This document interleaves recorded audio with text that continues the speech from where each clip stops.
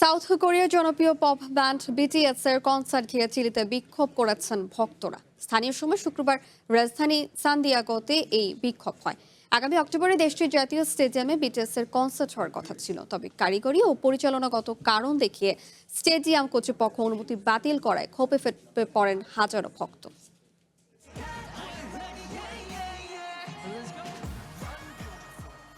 আগামী অক্টোবরে সান্তিয়াগোর জাতীয় স্টেডিয়ামে নির্ধারিত বিটিএসের কনসার্ট বাতিল করার প্রতিবাদে রাজপথে নামেন শত শত ভক্ত। স্থানীয় সময় শুক্রবার চিলির প্রেসিডেন্ট প্রাসাদের সামনে জড়ো হয়ে তীব্র ক্ষোভ জানান তারা।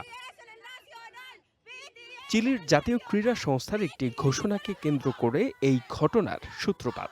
সংস্থাটি জানায়, কারিগরি ও পরিচালনগত মূল্যায়নের পর আগামী 14, 16 এবং 17 অক্টোবরের কনসার্টের জন্য দেশটির সবচেয়ে বড় স্টেডিয়ামটি ব্যবহারের অনুমতি দেওয়া সম্ভব হচ্ছে না। আর এই সিদ্ধান্তেই ক্ষুব্ধ ভক্তরা।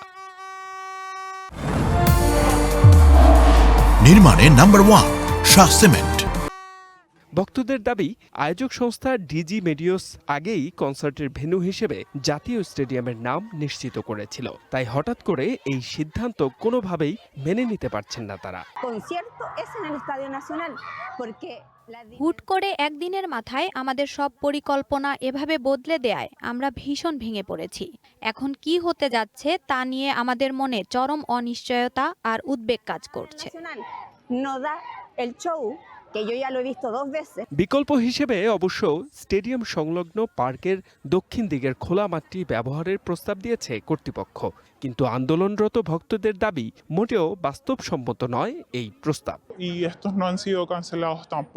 এই কনসার্টটি করার মতো একমাত্র উপযুক্ত জায়গা হলো জাতীয় স্টেডিয়াম, কারণ বিটিএস এর কনসার্টটি এত বিশাল যে অন্য কোনো ভেন্যু বা স্টেডিয়ামে এর আয়োজন করা সম্ভব না। মন্ত্রী আমাদের যে বিকল্পের কথা বলছেন তা কোনো কাজের কথাই না।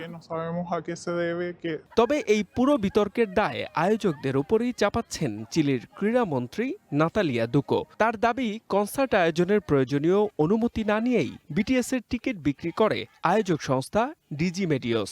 সব মিলিয়ে প্রিয় ব্যান্ডকে চোখের সামনে দেখার স্বপ্ন পূরণ হবে কিনা তা নিয়ে সংশয়ে রয়েছেন চিলির বিটিএস ভক্তরা। H M Ataullah, one international desk.